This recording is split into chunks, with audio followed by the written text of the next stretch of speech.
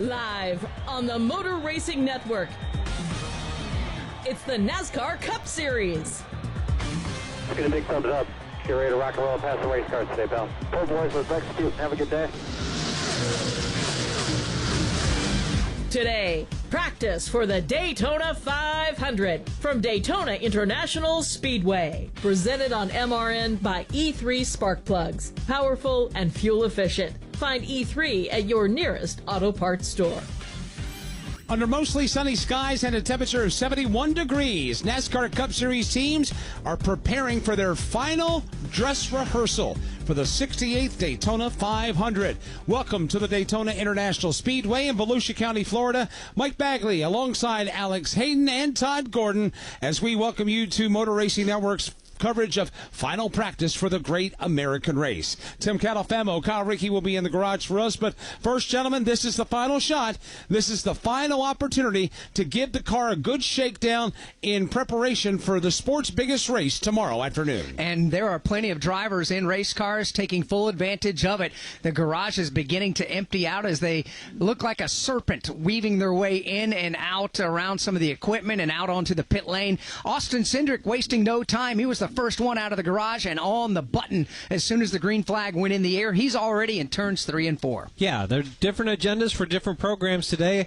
Austin Cindric out there getting single car runs in to start with. This is the last practice that these cup teams will have for a speedway race this year, because every other race we show up to, we go through tech, we go straight into qualifying. So this is the last opportunity to learn a little bit of something about your cars and what you could do going to qualifying throughout the other 3 to 5 events, speedway events, whether we include Atlanta or not.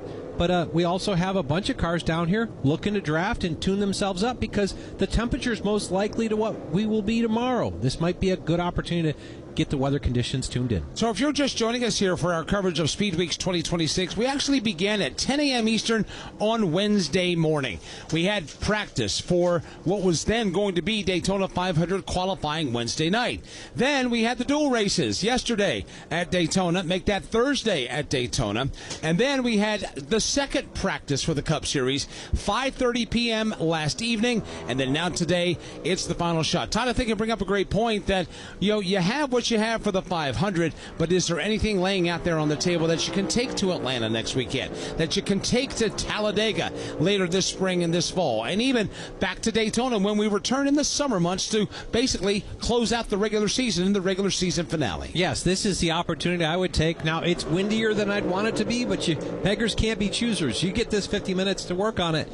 This is an opportunity if there's some things that you can think about from a cooling perspective, from an air pressure perspective, from just a geometry and where things are, you can quantify how fast you can make the car with different kind of changes through this. All the stuff we do in computers, it's good to kind of verify that real world on the racetrack makes it work too. But what can you really do? This is the final practice before the biggest race of the year, which is tomorrow, less than 24 hours away. Are you really going to tinker with setups and things of that nature in this practice session? Yes. When you look at it, we all know how to get back to where we think we need to be. And if you feel like, I had the conversation with Miles Stanley, my old engineer, the crew chief of the 21 Wood Brothers car, and he and Josh Berry talked about it. Josh said the car drives great. Let's not mess with it. Miles says, We need to do these things down, just prove out a couple of concepts, a couple of things that we think can make us better come qualifying time. And I guarantee that we can get this car right back to where it is right now. Now, in case you missed the news, it came out a few hours ago that the start time for tomorrow's Daytona 500 has been moved up 1 hour. So Motor Racing Network and NASCAR Live Race Day will go on the air at 12:30 p.m. Eastern Time. There is a weather system that is anticipated to push through Central Florida. I just checked the hourly forecast. They expect that system to move through around 7 p.m. Eastern. So NASCAR and the racetrack have decided to move the start back to give us ample enough time to hopefully not entertain Mother Nature. Obviously, last week we did with the Cookout Clash at Bowman Gray, but we'd like to try to get the Daytona 500 in as much dry conditions as possible. That obviously has a ripple effect for us here at the Motor Racing Network and the race fans showing up early, but I think that was a great call to pull that thing back, to pull the start time back 1 hour and give us ample enough time to get the Great American Race in tomorrow. Yeah, always take advantage of the good weather while you got it. We've had a wonderful week down here in Daytona, clear, sunny, and looking forward to, I feel like that puts us in a window where we can have that clear, sunny race all the way through. I think you're right about that. Now go back just a couple of nights ago, Thursday night, when we had the dual qualifying races. There was a little bit of controversy at the end of one of the dual races. Anthony Alfredo thought he raced his way into the Daytona 500. Post-race tech, NASCAR said otherwise because of a couple of cooling hoses coming out of the NACA ducts, which are openings in the windows on the back of the cars, on the sides of the back windows of the cars, that had come loose and were laying inside the race car. That is against the rules. Alfredo's finishing position was disallowed, not his time. His finishing position was disallowed. They then put the car of B.J. McLeod in technical inspection. He passed. The significant thing about it, and how important that was for B.J. McLeod and his race team, they did not have a sponsor on their car Thursday night. It was just a flat black race car with a white number on the side of it and on the top of it.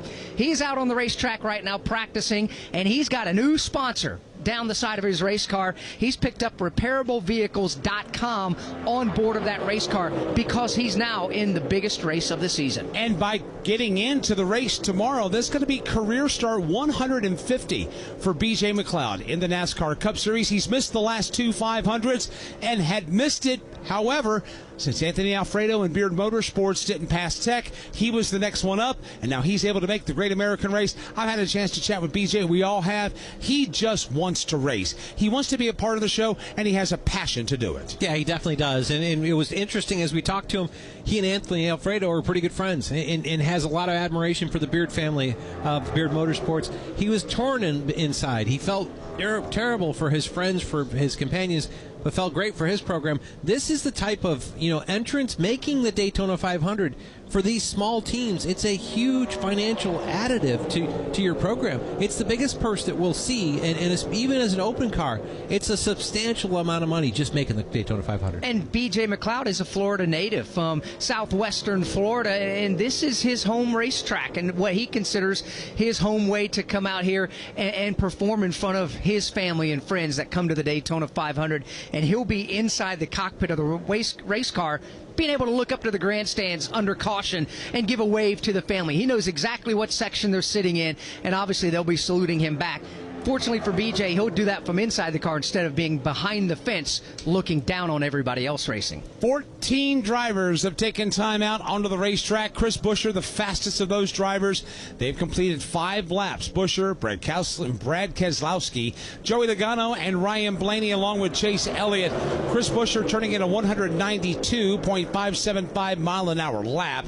Brad Keselowski right there with him. We mentioned Logano, Blaney, and Elliott. Cody Ware also taking time. Cole Custer, A.J. Allmendinger, Ty Dillon, Ryan Preece, B.J. McLeod, Josh Berry, Austin Cindric. Now Alex Bowman is going out. Jimmy Johnson's going out. Ross Chastain is about to get out onto the racetrack. So let's go down into the NASCAR Cup Series garage and hear from our 2 garage reporters for this final practice before the Daytona 500. Kyle Rickey from Killingly, Connecticut. Kyle, what kinds of things are going on down in the garage? Yeah, we didn't know what we were going to see in this practice, and like you guys alluded to, the final super speedway practice of the season, and most of the teams are taking advantage of it.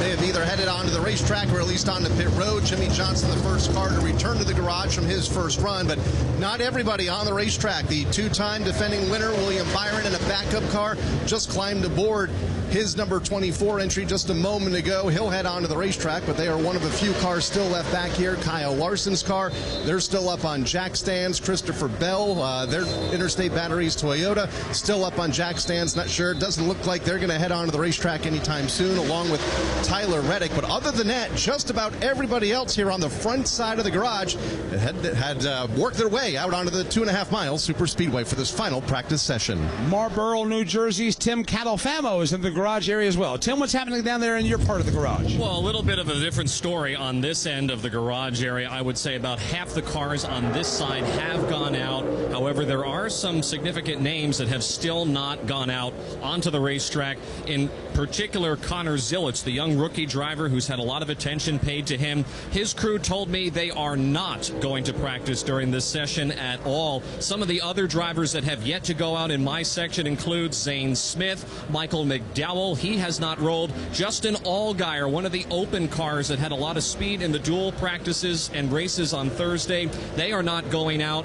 The machine of Corey Heim also has not decided to go out onto the racetrack. You can also add Daniel Suarez and Riley Herbst into that mix. Some of the cars that have gone out in my section include Jimmy Johnson. As a matter of fact, Jimmy just came back into the garage here. I'm going to head down to see what's going on with his pit stall and his team. But those are the drivers that have not decided to go out. Some of the Roush Fenway Keselowski cars, including Ryan Preece, they went out immediately as soon as the session went green. Casey Mears, they have completely repaired that car. You remember how damaged that car was earlier in the week. It looks like a brand new race car. They are still working on it as we speak in the garage area back here. That's the report from the garage area, and while that happens, there are quite a few cars taking advantage of this practice time. There's a couple of drafts that are forming, some cars out running single file runs, other cars taking the opportunity to rehearse coming up and down the pit lane. NASCAR Cup Series practice, and when we do it, pole qualifying coverage on MRN is presented by E3 Spark Plugs. Stuck in slow motion? Unleash the NASCAR fire inside your engine with E3 Spark Plugs. Forget pit stops, too. E3 gives you maximum fuel efficiency for more miles on the road and less time at the pump. E3 Spark Plugs. Power, speed, domination. Get yours today from Daytona International Speedway. This is the Motor Racing Network, the voice of NASCAR. You've never been one to idly watch someone else do something for you. There's pride in self-reliance, in working with your hands, in harnessing the power of an E3 spark plug with Diamond Fire technology, yielding better engine performance. You have a choice to make.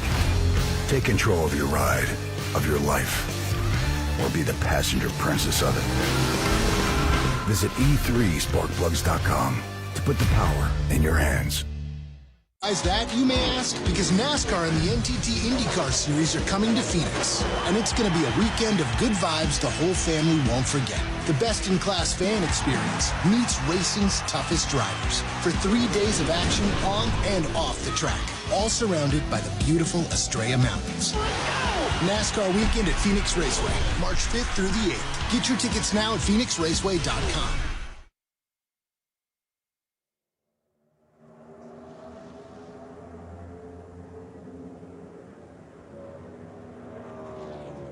We welcome you back to Daytona NASCAR Cup Series practice. 37 minutes remain here in final practice. The fastest so far is Chris Buescher at a speed of 192.575 miles per hour. And Todd, pretty good reason why Buescher is the top of the charts. Yeah, he actually, the one draft that's out here, and yesterday we saw manufacturers kind of working themselves together. We've got a draft out here. It's got 7 cars in it right now, and it's a mix of Chevrolets and Fords. When you looked at it, the 9 car of Chase Elliott, the 1 car of Ross Chastain, they want to do some drafting. The only guys you could draft with were the Penske guys that were out, Penske and the RFK cars, and they put it together. The RFK cars kind of went back and latched onto each other. Ryan Preece was a little lag back. Chris Buescher went back, picked him up, he and Brad Keselowski, and they made a big run at it, put a big lap up. Watching William Byron lead a 3-car pack, and it looks like they're about to get the toe off the pack that you just described because they're starting to dice it up with the Fords. That should pull, well, actually, they're all dicing it up right now. I guess they're trying to get a dose of what they're going to get tomorrow with moving around, letting other cars lead, bailing out, letting another car take the lead, and now right now they're all accordioning together on the backstretch. And if I take the lead and I lead every lap, I'm going to have air on the nose, I'm going to have good fresh air in the motor. It's not going to show me what I'm going to have tomorrow when I drive in traffic. You want to get yourself cycled back, see how the car pulls up to somebody, see how it is in the wake of them on entry, on exit. Just find the balance of what it's going to do in dirty air. Anything that you learn today, you can exaggerate it for tomorrow, because what it does in 7 cars, when we get 41 cars out here, it's going to be much worse, whatever happens. How does the dynamic work, Todd, here in practice when you have this type of thing going on with some Chevrolets and some Fords and multiple race teams? Do the drivers just simply do it on their own? Do they put the hand out, say, I'm going to just move up the track? Or do they actually have the spotters on the roof actually standing next to each other, communicating that way? Yeah, the spotters are communicating amongst each other. The crew chiefs are as well. But there's a lot of communication up top. But there's also redundant communication. If a driver wants it, they're going to use hand signals as well. You can't be you need to be as cautious as you can be. Any chance you have to be redundant, it's a good position. And you make, like when you want to make a change, you get out of the lane, make a very exaggerated move. People know that you're not just trying to do something different.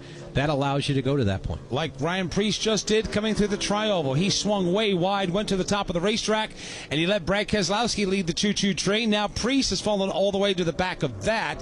And while there were a couple of Chevrolets that tried to join on, this is predominantly a Ford draft. And right now, Ryan Blaney giving Brad Keselowski the business right now. By the way, we mentioned Preece was leading that train, and when he bailed out, he put in the fastest time of this practice, 192.819 miles an hour, with Buescher, Keselowski, Blaney, and Logano, the rest of the top 5. Now Preece will come to pit road as we go to the garage. And Tim.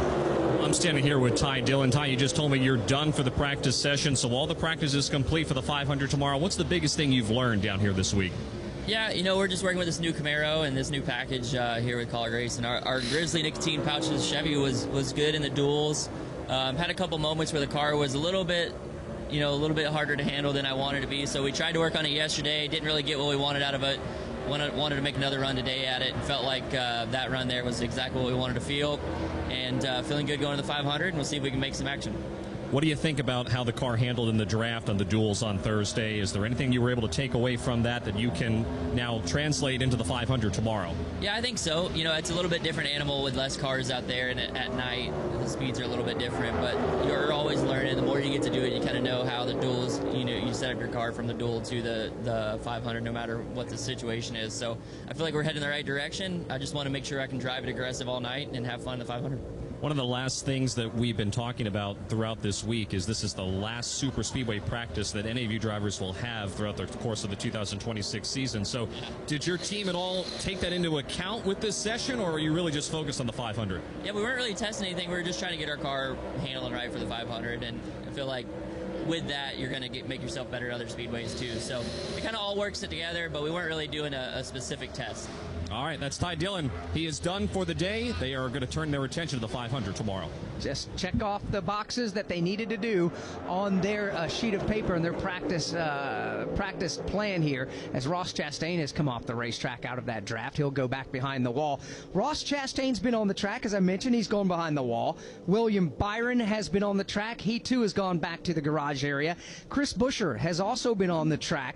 Buescher is second quick on the scoring pylon. Important because 3 of those cars have gone to backup, or 3 of those teams have gone to backup cars. So they're going out doing another shakedown on those machines to make sure the handling and the setup is exactly where those drivers want it.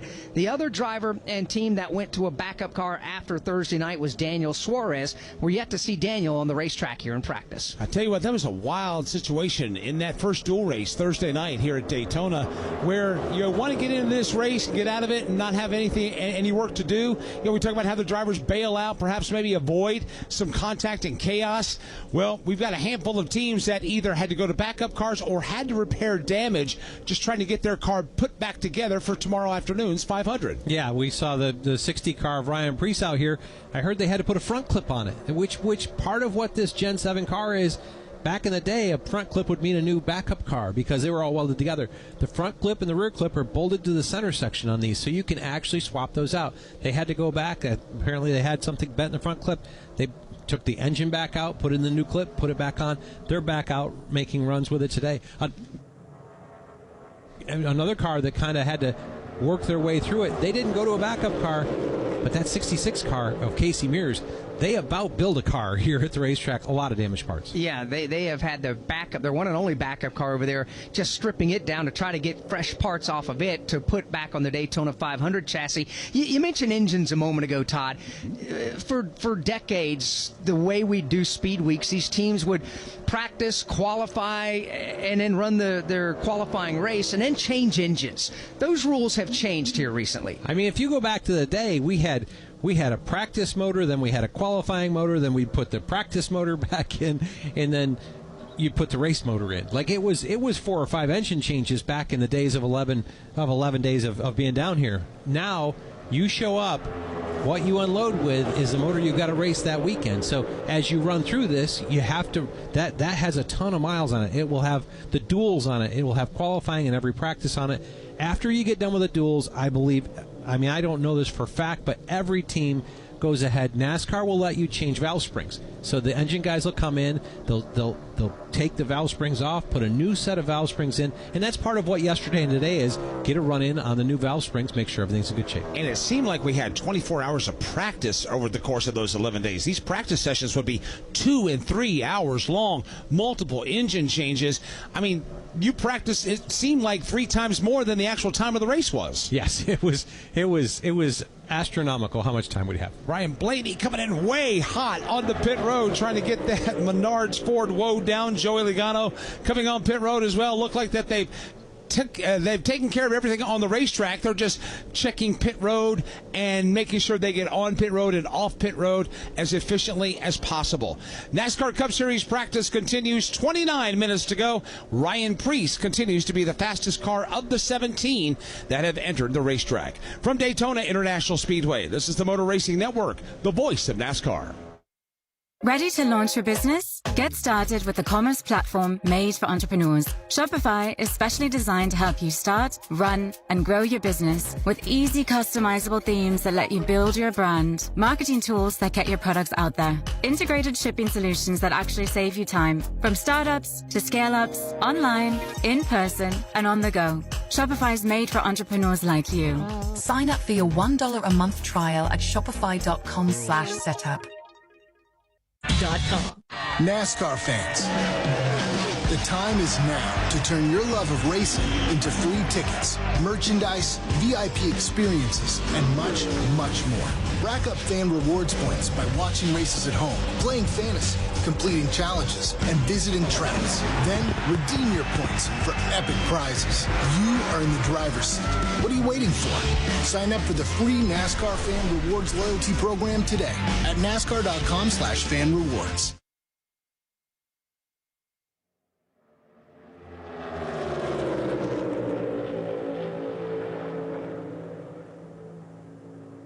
Back at Daytona International Speedway, practice continues for the Daytona 500. 4 cars on the racetrack right now, make that 5, as there have been a total of 17 that have entered the racetrack, come back to the garage. Matter of fact, Jimmy Johnson's getting ready to come back out onto the racetrack. Let's check in with Kyle Rickey. And Joey Logano among those who just came back into the garage. One of the first cars back a moment ago, Ross Chastain, a very quick run on the racetrack. You mentioned the 4 backup cars for competitors involved in incidents on Thursday night.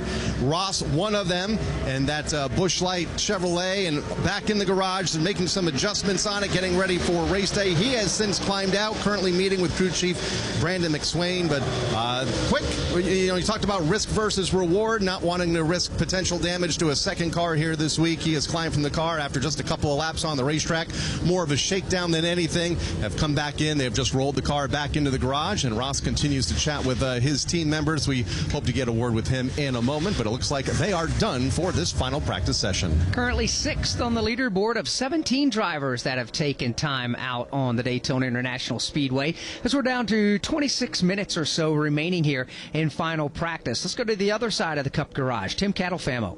Well, I've been watching a couple of drivers and teams in particular. You guys mentioned Jimmy Johnson. He has come off of the racetrack twice, and they have gone into the garage area to make adjustments. There is a lot of crew members that are huddled around the monitor trying to adjust things and get Jimmy Johnson's car, the 7-time Cup Series champion, exactly how he wants it. Another driver I'm watching, you mentioned during the last commercial break, Ryan Preece at the top of the leaderboard. He came in just a moment ago. He stayed in the car, and that is him now leaving the garage area, going back onto the racetrack. Ryan seems to be pretty happy with his car, but they are continuing to take advantage of this practice session. So those are the two drivers that I've been watching. A lot of adjustments are being made on each of those two cars, but both Ryan Preece and Jimmy Johnson, since the start of the session, have been remaining strapped inside the car. They seem to be pretty happy with what they've got, and they're taking full advantage of this third and final practice session. Those two drivers bookend the timing and scoring sheet. Ryan Preece the fastest so far. Jimmy Johnson is 17th. And the final car. Now, there was some news from Jimmy Johnson a little earlier today here at the World Center of Racing.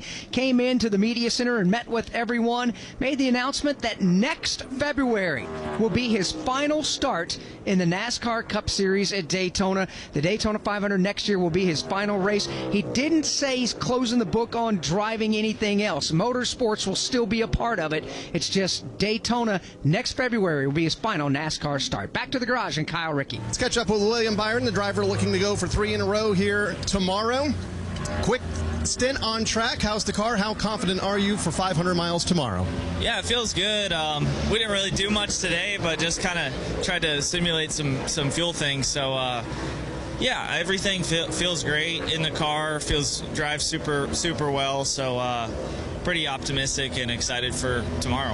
How special would it be to get that 3rd in a row? I'm sure you've been asked that 1,000 times this week. Yeah, right. It would be awesome. I mean, the team's put a lot of work into this week, and just it's been really good execution. Just a little bit of something we couldn't control in the duel, but overall feel great about it. Feel like our car is everything we need it to be, so pretty optimistic. Best of luck out there tomorrow. Thank you. William Byron going for 3 in a row here tomorrow afternoon in the Great American Race. Done for the day here in this practice session. He will be the first driver. If he wins the Daytona 500 tomorrow, he will be the first driver in the history of this race to win it 3 times in a row. Hendrick Motorsports will become the first organization to win 3 Daytona 500s in a row. Perhaps maybe William Byron will be breathing rarefied air tomorrow after the Great American Race. And he'll have to do it in a backup car coming from the back of the field in tomorrow's race, but he won his first Daytona 500 2 years ago in a backup car. Hendrick Motorsports has 10 wins in the 500, and they've happened in 5 different decades. Jeff Gordon has won 3 500s. Jimmy Johnson and William Byron have won 2. And then you go back to Jeff Bodine, Darrell Waltrip, and Dale Earnhardt Jr., the other drivers that have claimed Daytona 500 victories for Rick Hendrick and Hendrick Motorsports. Yeah, impressive run as it is. And interesting to, really fascinating to hear William talk about he's got the car driving the way he wants to. He knows what he needs. Look out. Yeah, we'll see what William Byron can do and see if he can put his name in even more hallowed ground to be the only one to do what Mike just pointed out and be the Daytona 500 winner 3 consecutive years. Practice rolls on. A couple of more cars peel off the racetrack off turn number 4. Chase Elliott is one of those drivers. Jimmy Johnson's been out on the track again, but Elliott will slow his car back down and looks like he's going to take it straight to the garage. Todd? Yeah, you talked about, bookending the practice speeds. Ryan Preece up top, that was drafting. It was a good suck-up run. He's got a lot of speed in that car. Jimmy Johnson being near the bottom, but that's just running purely clean single-car runs, and that's something that, you're trying to learn. It's part of that piece, especially with Jimmy being a part-time racer and Chad Johnston, who's done a great job with him, but they need to build notebook because they don't just have the communication pieces going. They're working their way through it. They're in a good place. I have to laugh right now. Brad Keselowski, Joey Logano, and Ryan Blaney are sitting on the pit road 1, 2, 3. I'm sure a lot of you online racers can comprehend this. When you race online at Daytona or Talladega, they have what you call a pit party. All right, pit party, everybody. So everybody comes in, that goes out together, and then you begin to draft and race together. The Fords are lining up right now with Ryan Preece, Casey Mears joining the three that I just mentioned. Let's go back to the garage and Tim. I've got Corey Heim down here. He's just signing some autographs as Jimmy Johnson just pulls into the garage area right in front of us. Corey Heim, of course, not going to practice during this third and final Daytona 500 practice session. So you're not going to practice. You're not on the racetrack with your Cup car. I would assume that means you're pretty happy with how the car is. How's it like? Yeah, we really just don't want to put laps on it. I feel like, you get 3 hours of practice, 3 different sessions basically this week, and you can start to add up on your car and kind of wear it down a little bit. So I think that's kind of the mindset and the goal. I think, yesterday was a really good practice for me, just being able to run with my Toyota teammates and learn their, tendencies, if you will, and just be able to just get a nice single file draft pack in and kind of play around with positioning and whatnot. So really accomplished everything we needed to in the first 2 practices of the week, and of course learned a lot in the duel as well. So just really don't want to put laps in the car at this point. So super grateful for 2311 Racing, Robin Hood, and Toyota. Our Camry's been great this week so far. Just obviously got the big show tomorrow, so looking forward to that. Have you learned anything working with your teammates at 2311 this week down here in Daytona? Yeah, they've been a huge help. Them and Denny, of course, just kind of leaning on them for all the advice. The last thing I want to do is make myself look stupid and not be a good teammate, So, of course, we want to win the race, but to win, you got to work together and get up front and be in position. So I think it's very important that we all work well together, and I think that's where, yesterday we were getting a 9-car line trying to figure each other out a little bit and make sure we could all take big pushes well and whatnot. So I think we, once again, just checked all the boxes and we're ready. Best of luck on Sunday. Thank you. That's Corey Heim. He is continuing to sign some autographs down here. They are not going to practice, but they feel pretty happy about that 2311 Toyota. Reigning NASCAR Craftsman Truck Series champion, making the move to the NASCAR Cup Series, will run at least 12 races in the Cup Series for 2311 this year. From Daytona International Speedway, this is the Motor Racing Network, the voice of NASCAR.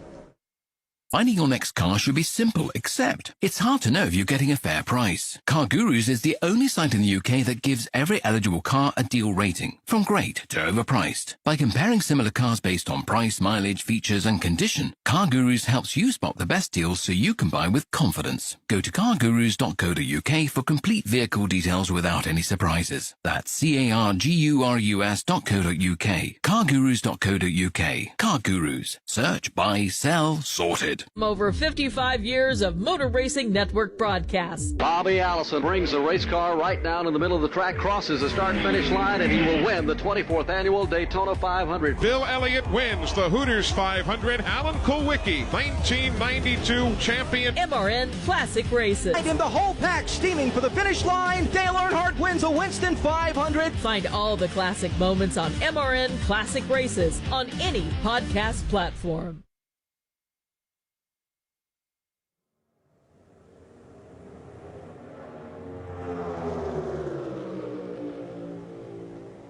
$18 minutes remain in the final practice for the Daytona 500, the 68th running. Don't forget, it has been moved up by 1 hour. The start has tomorrow. Motor Racing Network will be with you for NASCAR Live Race Day to set the table for the Great American Race, 12:30 p.m. Eastern Time. Don't miss out. Grab your Daytona 50/50 tickets now at Daytona5050.com. Support VetTix and go for a $100,000 guaranteed jackpot. Must be over 18 and in Florida at the time of purchase. 18 drivers have been on the track during this final practice for the Daytona 500.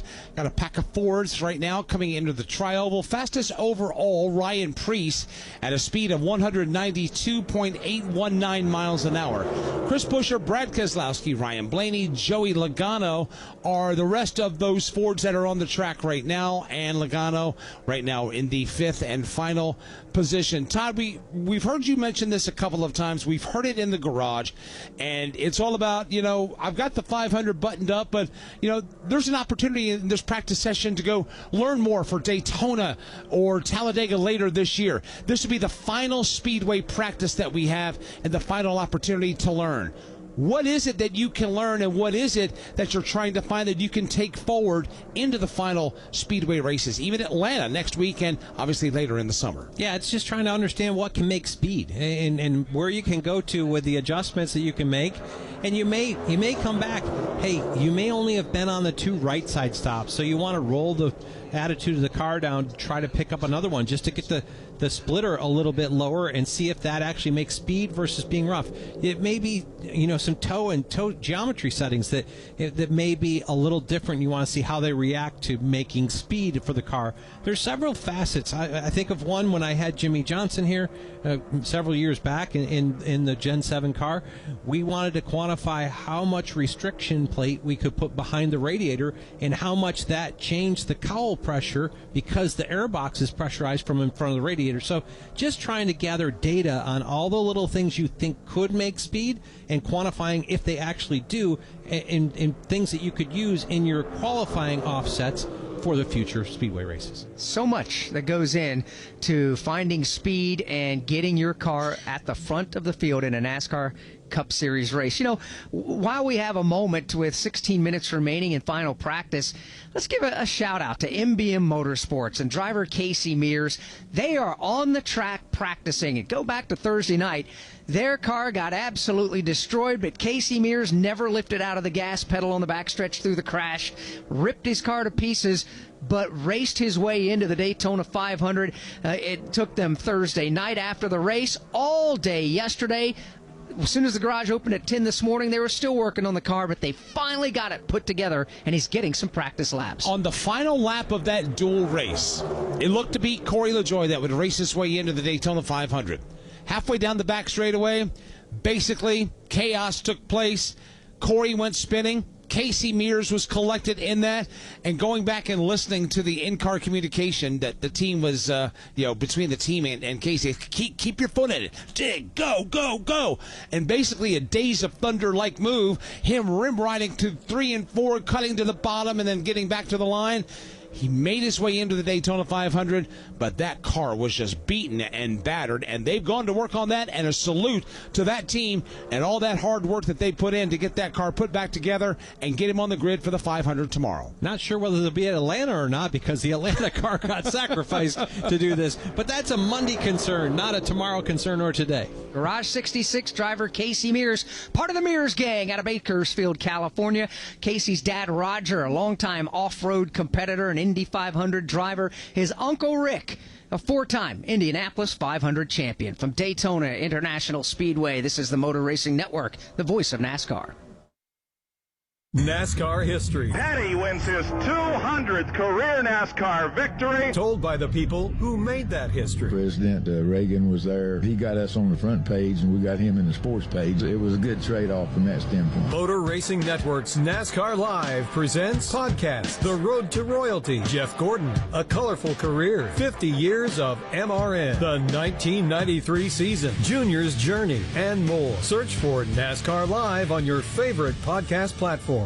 Hi, I'm Ryan Blaney, a third-generation race car driver, and I dedicate a lot of my time going fast. But when my grandpa was diagnosed with Alzheimer's, it was a very unexpected bump in the road for us. It's important to notice if older family members are acting differently or having trouble with routine tasks. Early detection of Alzheimer's can give your family time to explore support services and access available treatments. If you or your family are noticing changes, it could be Alzheimer's. Talk about seeing a doctor together. Visit alz.org/time to talk. A message from the Alzheimer's Association and the Ad Council.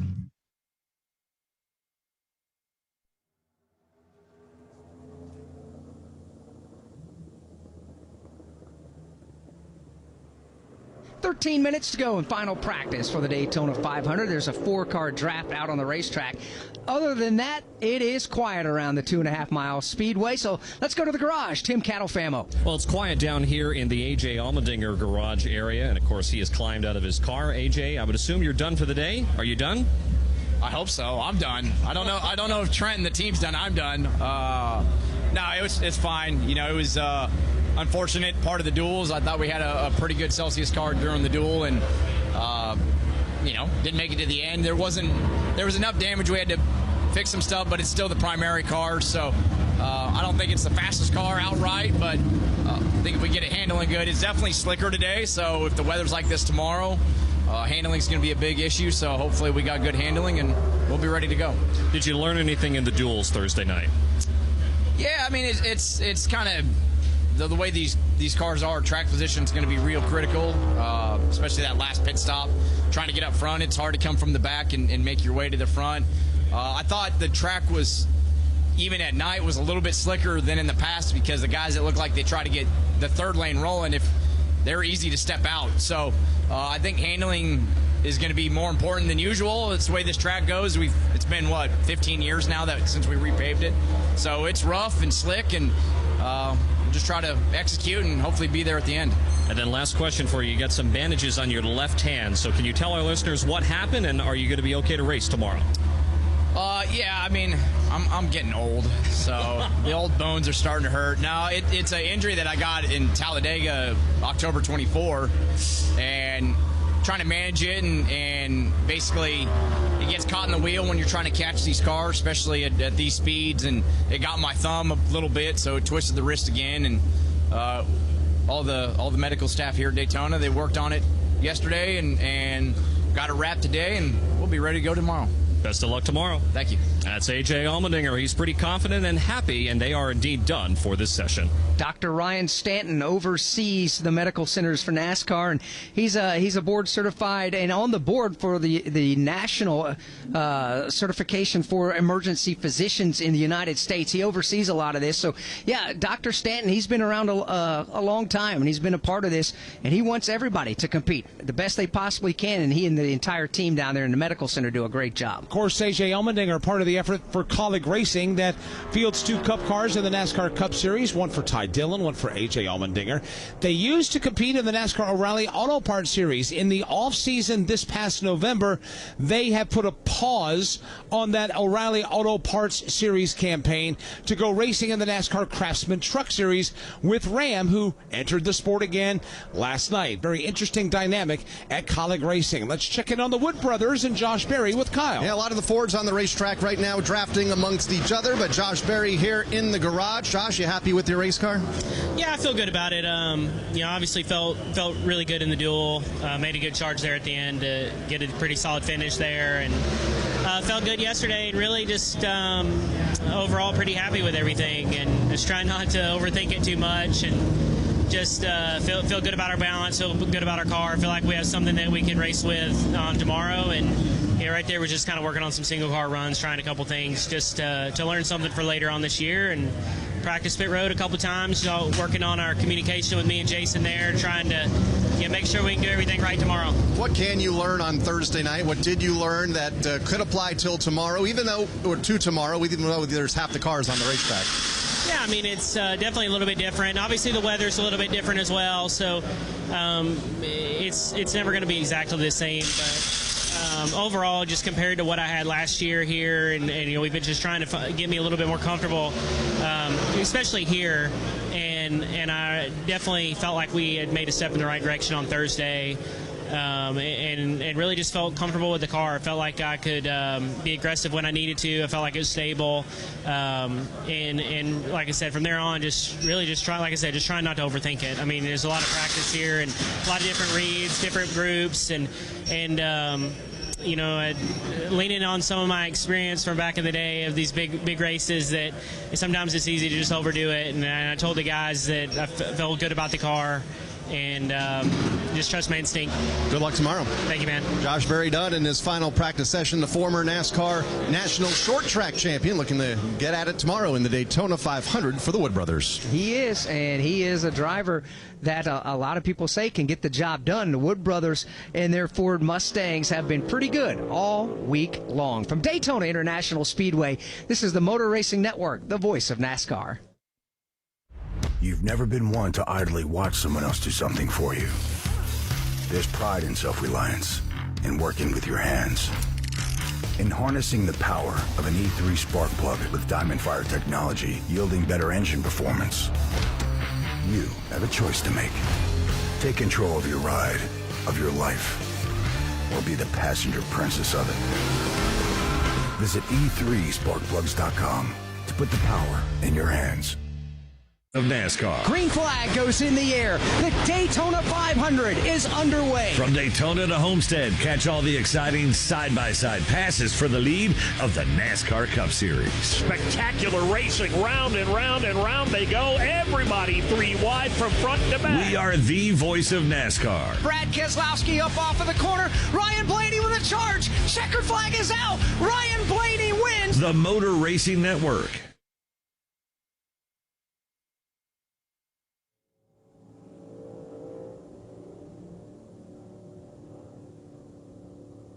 We welcome you back to Daytona as the clock spirals down to 000. 6 minutes, 38 seconds remain in the final tune-up before the 68th running of the Daytona 500. There are two cars on the racetrack right now. Ryan Preece is exiting the back straightaway, heading into turn 3, while Austin Cindric makes his way through the bottom of turns 1 and 2.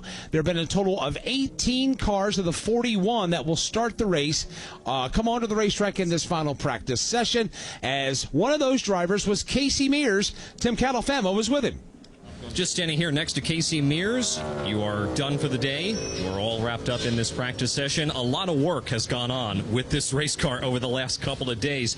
Do you feel like you are ready, you and your team are ready for the 500 tomorrow?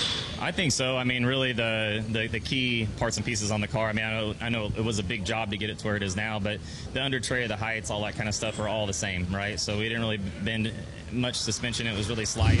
So I feel pretty good about it. The guys got it really close. I mean, obviously there could be some nuances when I get in the draft. It could handle differently, but there's really no such draft to go test right now and see what it's going to be like. So, you know, we're going to find out. I'll be the first to find out. You guys will probably the second or third. But right now I think the guys did a really good job, because not only did they have to rebuild this car, they had to pull parts off. They had to disassemble a car and rebuild a car. So the work and effort and the time that it took to do it, I'm proud of these guys for the limited experience that we do have on this team. You know, they all chipped in and got it done right. Can you kind of describe for our listeners that last lap in the dual race on Thursday night with the wreck happening in front of you? The car was torn all to bits, but you still kept your foot in the throttle and got to the finish line. What was going through your head inside the driver's cockpit? Just make it at all costs, you know, really is the final thought. But really leading into it, that final lap, Jimmy and a couple other guys happened to be behind me. I was tail end of the lead pack, really. And what I did was just rolled out of it a little bit going into 1 and 2 to kind of create a gap. Otherwise, you don't get a run. Fortunately, I was able to back up to Jimmy and those guys, and we were able to hook up and get some momentum going towards the pack going into turn 3, and there was a hole up top. I mean, I couldn't believe it was just wide open. I thought it'd be 3 wide, but when I got there, the top was wide open. We hit it, and I was able to pass, you know, a couple, 2 or 3 guys on us, and then when they all started checking up, we had the momentum, and, you know, thank God we were able to miss the 99. You know, he shot up in front of me so quick. I made a quick reaction, slightly missed him, and then the 7 shot up in front of me so quick there was just nowhere to go. But thankfully we hit him square.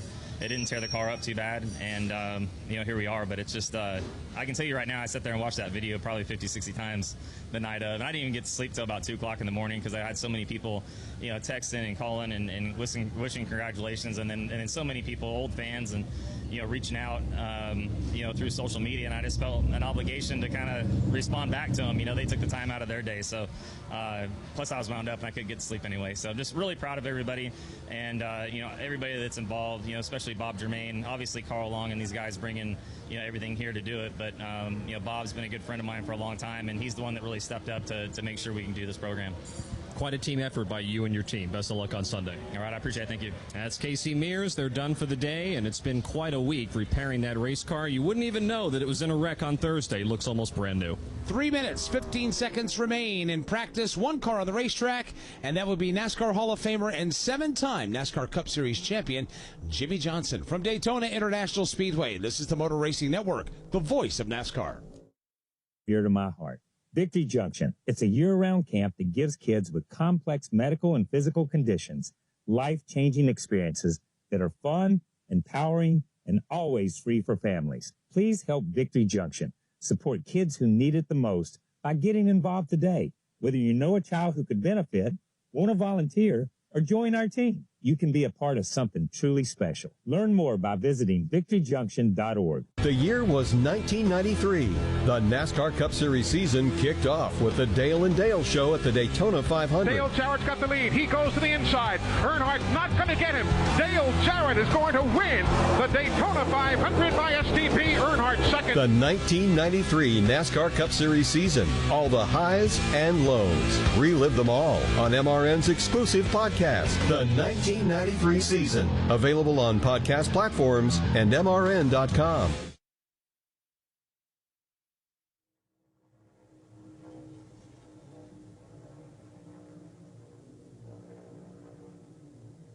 Less than 2 minutes remain in the final practice for the Daytona 500. Jimmy Johnson on the racetrack right now, coming through turns 3 and 4. Ryan Preece has been the quickest in this session, 192.819 miles an hour. Chris Buescher second, Brad Keselowski third, Ryan Blaney fourth, and Joey Logano fifth. Ross Chastain was sixth, Chase Elliott seventh, A.J. Allmendinger's eighth, B.J. McLeod ninth, and Cody Ware is 10th. Cole Custer 11th, Ty Dillon is 12th, William Byron 13th, Josh Berry 14th, Austin Cindric 15th, Alex Bowman 16th, Casey Mears 17th, and the lone wolf on the racetrack at the moment in 18th, Jimmy Johnson. So, Todd, this is a part of the weekend where you're getting ready for the biggest race of your career. You're out of time for dress rehearsal. You have what you have, right? You got what you got. Yeah, you do. And at this point, with the practices you've had, you've kind of exhausted your thoughts and options here. So you got a little notebook that you're going to start to try to put together. What does this racetrack going to need tomorrow? We get a little bit warmer tomorrow. It's going to be windier tomorrow. It looks like 16, gusting 25 or so on winds. So what are we going to need to handle that? And what have we learned about our car in the duel as far as taking pushes, giving pushes, and how have we worked on that through the practices since? Take us behind the scene now, Todd. You've won the Daytona 500 as a crew chief with Joey Logano and Team Penske. What is it like once final practice wraps up? You guys put the car in the garage, close the door. What is the night before the 500 like? It's actually not as anxious as you would think it is, because you've had so much practice, because you've had a race on the car, the dual race, because you came down here, qualified, you practiced, you dueled, you had 2 more practices to work through it. You feel like you've kind of gotten all your loose ends tied up and got yourself to a point. Now it starts to be, what do you do with the strategy of where we are on fuel loads? How am I going to work with teammates or manufacturer mates or even just friends to cycle myself in position to go win the Daytona 500. Black and red flags are waving, indicating that practice is over for the Daytona 500. And in case you missed it, the start time has been moved up 1 hour. Motor Racing Network and NASCAR Live Race Day will hit the air at 12:30 p.m. Eastern Time tomorrow. Let's get one final thought from the garage with the driver that is fastest in this practice session. That would be Ryan Preece with Tim Catalfamo. That's right, Ryan Preece fastest in this final practice session for the Daytona 500 tomorrow. Ryan, simply put, how's the car?